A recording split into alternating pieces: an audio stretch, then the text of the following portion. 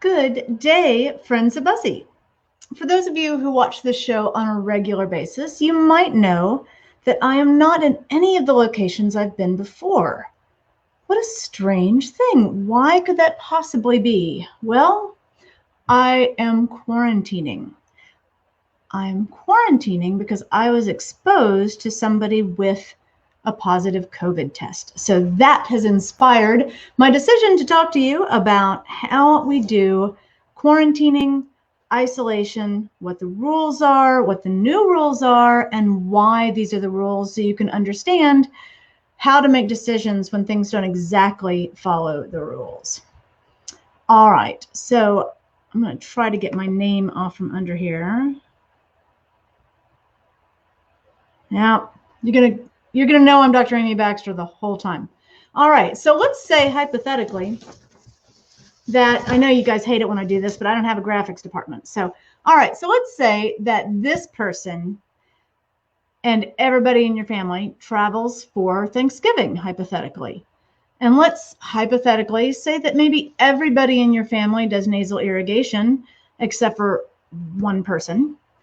And everybody wears masks and everybody's really careful, but everybody obviously is going to test when they get home to make sure that they were not exposed. So hypothetically, the one person who didn't do nasal irrigation tests positive. Oh man, now what do you do? All right, so the rules of quarantining and isolation are based on stopping transmission of the spread of disease.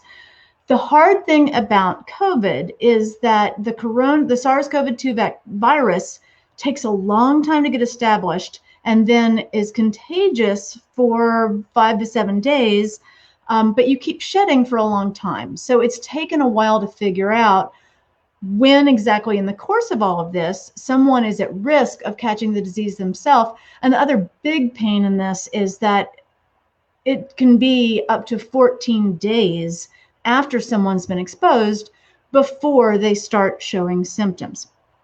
So let's look at this and go with where the CDC is now as of December 8th with new guidelines they put out.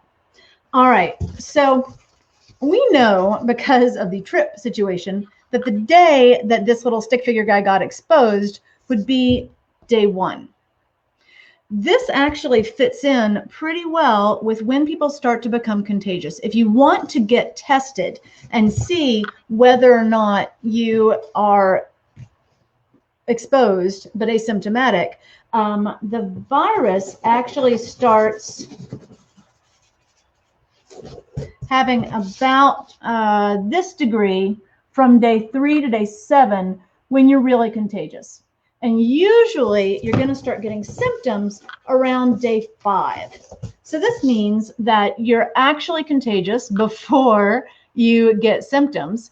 And it also means that your test can come back positive and you feel great, but you're actually about to start getting sick. So isolation is what you do to the sick person. So this little guy here is not in quarantine. He's in isolation because he's sick and we want to keep him from getting anybody else sick. How long does he have to stay in isolation? Well, if you have a strong exposure and you stay away from everyone for 10 days, don't get tested, and don't have any symptoms, the CDC now says that 10 days is enough time of not developing something for you to feel comfortable being around other humans again. What if you do get a test? All right, well, if you get a COVID test that is positive, then you still need to isolate away from other people for 7 days. Why is that? Because the very beginning of this period here, when he got tested, and 7 days after that, there's still a potential. I need to get a graphics department. There's still a potential for getting sick. All right. So looking at this, we're talking about if you got tested on a Wednesday, that would mean Saturday. 7 days later is when you could be, well, if you get tested positive on a Wednesday, then you need to wait 7 days if that's exposure. If you get a negative test, it's 7 days. So he's still got to wait 10 days, basically. So after the positive test, he's got to wait 10 days after testing. Now, if you're around somebody who's positive, so say I was around somebody, that guy who is positive, how long do I need to wait? I could wait 10 days after being around him, or I could get tested. And if I have no symptoms and I get tested and it's negative, then I need to isolate for 7 days after that. All right, let's start doing the nuances on this. What constitutes an exposure? So there have been cases documented where someone has been around a person with COVID that was asymptomatic for 15 minutes inside closer than 6 feet, and they were infected. So therefore, the definition of an exposure is as little as 15 minutes, 6 feet away from someone indoors who you find out has COVID, or obviously sharing food or kissing or drinking with them or anything like that. It gets a little rough when you start going, okay, well, let's say I was outside with them and everybody was masked. Does that count as an exposure? I mean, to be honest, it gets even more complicated because 2 studies found that asymptomatic patients had lower levels of viral shedding, and 2 studies found they had the same as symptomatic patients. So that is an area that we still don't know the answer to yet. Another thing we don't know is if you are wearing masks and you both have lower amounts of virus that could have gotten into you, then does that make you less likely to be exposed, or does it just make you more likely to be asymptomatic? What we do know, and this kind of goes into the next phase of this, which is what if you might have been exposed, but you're not sure. So there's the concept of variolation, which we have on another of our talks. And the variolation is almost like a vaccine. It's sort of like if you rub a little smallpox into an open sore, that person may not get smallpox. You're taking a little tiny bit of infection to make them a little bit sick to keep them from getting very sick. Whereas with vaccination, you're actually taking something that can't get you sick, but it'll remind your body. But similar. So if people are wearing masks, they're more likely to be asymptomatic.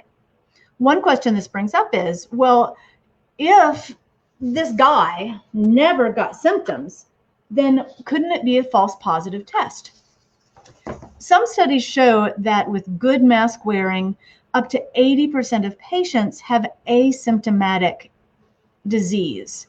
So the potential of 80% chance of an asymptomatic infection compared to with PCR, it's amplifying the DNA that's there. So even if there's a teeny tiny bit of DNA, the PCR test is going to expand and expand and expand and expand and grow that until you can see it on the test. So it's much less likely that you get a false positive than it is that you got an asymptomatic infection. So even if the person is asymptomatic, if they test positive, you've got to go the whole distance and assume that they are contagious. All right, so here's the hypothetical I got this week.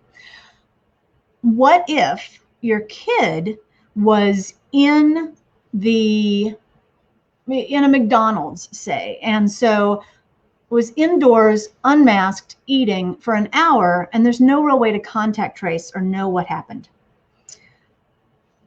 This is where you start to have to use judgment. So first of all, that person who is exposed is not themselves going to be contagious at the earliest until day 3. So you've got 2 days before anybody who's around that person needs to worry about getting infected. So, the kid comes home from McDonald's. Does everybody need to put on masks? No, they're not going to be contagious for 2 days. When do they need to get tested? CDC says day 5. So day 5 is the likelihood in an asymptomatic person. That's when you're most likely that you're going to start having enough virus that it's detectable. So I would get tested day 5. Likewise, anybody who was around this guy before he got his test results back, which happened to be on this day right here. So all this time period, he is potentially exposing people. which is one of the reasons why we need rapid tests. So if you're like, person comes home and they've been exposed in McDonald's, maybe first couple days, they're not going to be contagious. So you don't need to mask around them. Between day 3 and 5, when they should get tested, they should quarantine. We don't know if they're sick yet, but they need to stay away from people. That's when you're masking.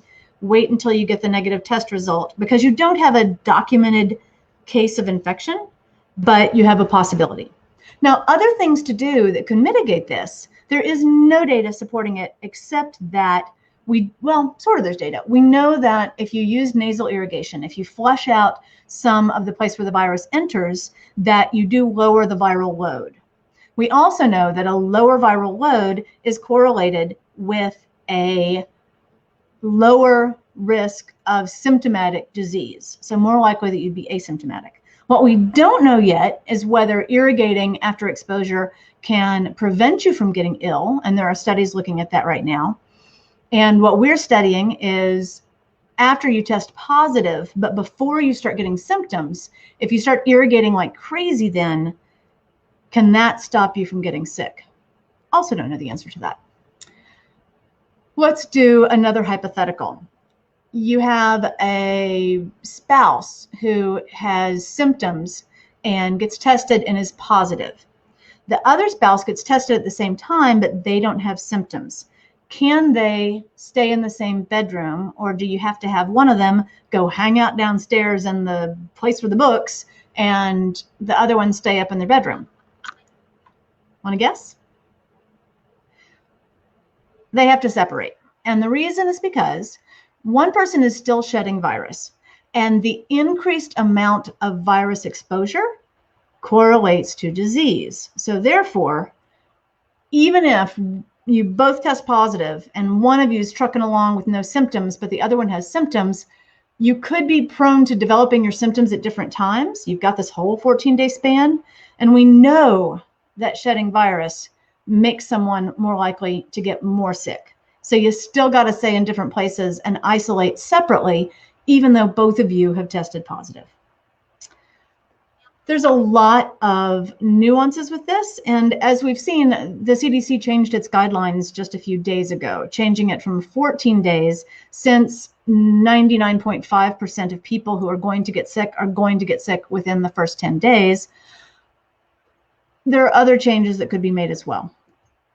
For now, it's important for anybody who is wanting to get this crisis to go away to go and look at the flu vaccine video we made with the science of how to get the vaccine and get over fear, so that even if you are not worried about getting a COVID vaccine, if you have family members or other people who are, you'll have a resource to share with them. Even if they don't say they're afraid of needles, half the people who are saying they're anti-vaxxers or don't trust vaccines also are afraid of needles. So maybe you can make a little bit of difference by giving them some tools so that they can get their head around getting the vaccine if that's their issue. Beyond that, to bring it home to our little story here, so here's the guy who got tested and then found out he was positive here, and here's his wife who then got tested here and got the results this morning, and I'm negative. So what do I need to do? So I need to wait until 7 days past my exposure to that guy. So I'm going to be 7 days on Saturday. He'll be 10 days past his positive test on Saturday. Saturday's looking good. Thanks so much for joining in.